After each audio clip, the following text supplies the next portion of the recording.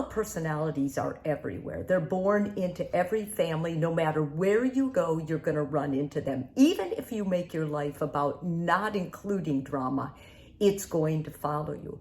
I see a lot of couples who end up married, and they tell me that my partner used to never be like that.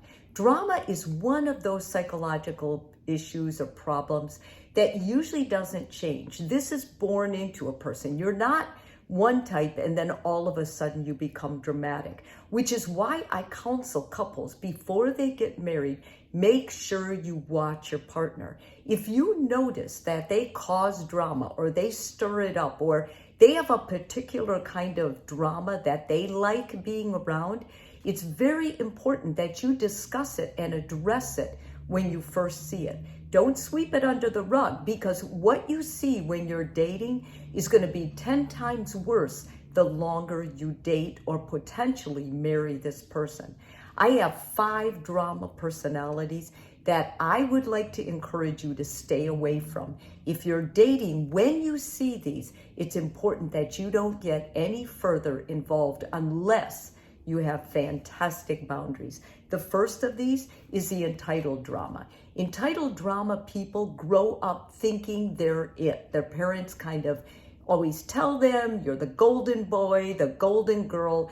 Everything is about the child. These are parents who protected this child from everything and made the child believe that because of who their parents are or where they came from, that they're better than other people. The real world frowns on these kind of people, and they don't do well in the real world. They end up blaming partners, blaming bosses, and blaming anyone they can because they still believe that they are different, they are special, they are better than you.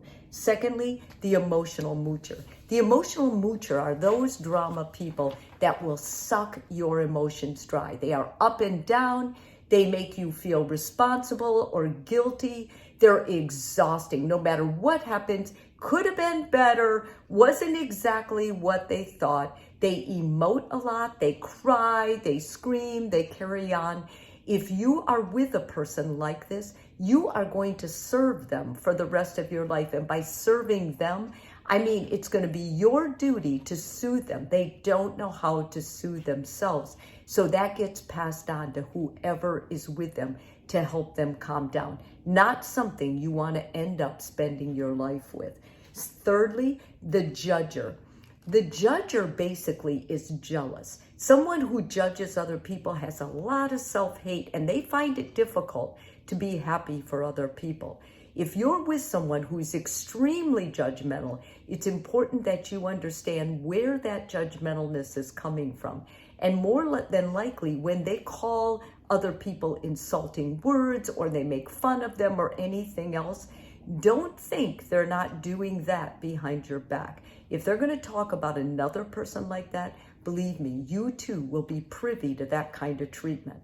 I would not recommend you stay with a person like this. Next is the chaotic drama magnet. Some people feel an intense void, loneliness when there is no drama. When things are going well, they'll stir it up. They are uncomfortable with harmony. So basically, these people are fighting for a life. They feel like their life has no purpose. They feel a void. Don't be the person who you're going to try to give them a purpose, because that is not going to work in your best interest. And not only that, a partner should never be another partner's purpose in life. A purpose comes from something inside you deep, and that's what you want to make your purpose about. So don't hang out with a person who needs drama to feel good about their life. And lastly, the conversationalist controller. These people interrupt. They always take the lead of the conversation. The conversation is always about them. When you're out with these people, you will understand you'll say very little, and they'll hear even less because they're terrible listeners too. If you have a big award or something going on that makes you appear special to other people, they won't be able to take it. They're terrified of losing you.